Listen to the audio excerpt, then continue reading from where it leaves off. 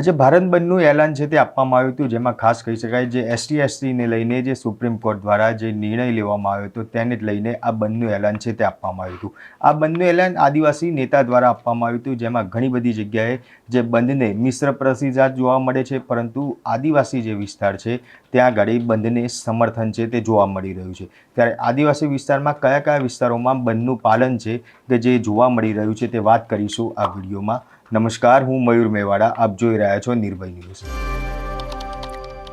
આજે ગુજરાત સહિત ભારતભરમાં બંધનું એલાન છે તે આપવામાં આવ્યું હતું। ત્યારે બંધનું એલાન SC/STને લઈને જે કાયદો એટલે કે સુપ્રીમ કોર્ટ દ્વારા જે નિર્ણય લેવામાં આવ્યો હતો તે નિર્ણયના વિરોધમાં બંધનું એલાન છે તે આપવામાં આવ્યું હતું। આ બંધનું એલાન આદિવાસી નેતા ચૈતર વસાવા, આનંદ પટેલ સહિત દલિત નેતા જે જિગ્નેશ મેવાણી છે તેમના દ્વારા પણ આપવામાં આવ્યું હતું। ખાસ કહી શકાય કે જે આ બંધનું જે એલાન આપવામાં આવ્યું તેને લઈને આદિવાસી જે વિસ્તારો છે તેની અંદર તે સજ્જડ બંધ છે તે જોવા મળી રહ્યું છે। બંધનું પાલન કરતા જે લોકો છે તે જોવા મળી રહ્યા છે, જેમાં રાજપીપળાના ડેડિયાપાડામાં પણ સજ્જડ બંધ છે તે જોવા મળે છે।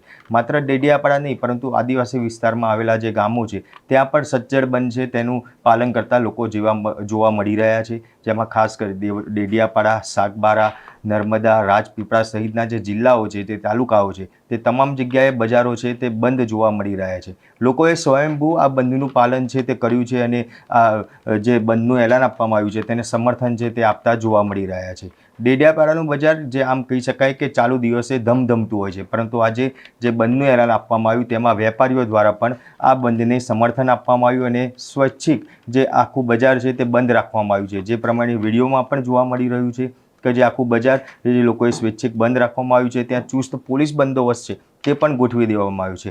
ન માત્ર ડેડિયાપાડા પરંતુ સમગ્ર જે જગ્યાએ કે જ્યાં બંધનું પાલન અત્યારે કરવામાં આવી રહ્યું છે તે તમામ જગ્યાઓ પર ચુસ્ત પોલીસ બંદોબસ્ત ગોઠવી દેવામાં આવ્યું છે કે જેથી કરીને ક્યાંય પણ કોઈ અનિચ્છનીય બનાવ ના બને।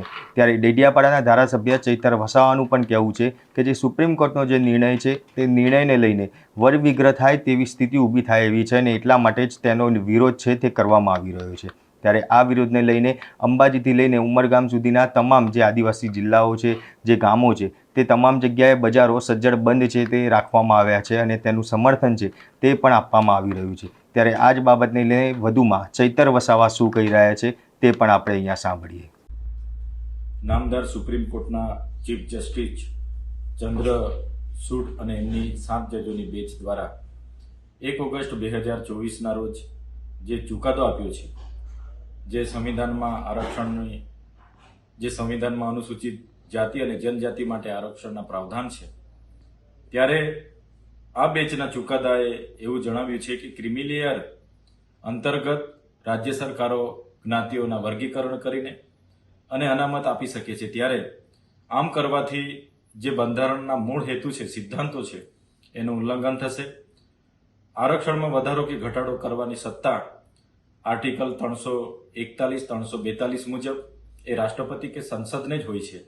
ત્યારે રાજ્ય સરકારોને આવા અધિકારો આપવાથી આવનાર દિવસોમાં અમુક ચોક્કસ જ્ઞાતિ, પેટા જ્ઞાતિઓને પોતાના તરફ લેવા માટે અમુક વૈમનસ્ય ઊભું કરવામાં આવશે, જેના લીધે વર્ગ વિગ્રહ પણ થશે।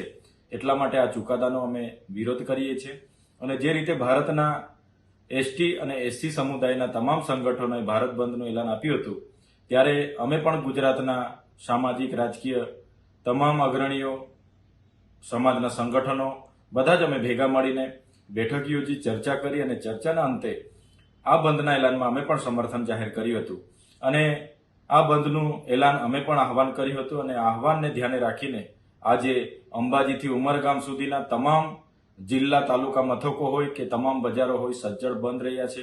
ત્યારે આજે આદિવાસી સમુદાય હોય કે તમામ સમુદાય વર્ગના લોકોનો આ પ્રસંગે એકતા બતાવવા બદલ અમે સૌનો આભાર માનીએ છીએ અને જ્યારે પણ સંવિધાન અને આરક્ષણની વાત હશે, ચોક્કસ આવી જ એકતા આવનાર દિવસોમાં પણ અમે બતાવીશું અને સૌ એક સાથે રહીને સંવિધાન બચાવવા માટે આગળ લડીશું। અને આજે જેમણે પણ સ્વયંભૂ સ્વેચ્છાએ બંધ પાડીને સહકાર સમર્થન આપ્યું છે એમનો આભાર માનીએ છીએ। ધન્યવાદ। ત્યારે આ બંધના એલાનને લઈને તમે સમર્થન કરો છો કે નહીં તે કોમેન્ટ બોક્સમાં જરૂરથી જણાવજો અને અમારી નિર્ભય ન્યૂઝ ચેનલને લાઇક, શેર અને સબસ્ક્રાઇબ કરવાનું ભૂલશો નહીં। આભાર।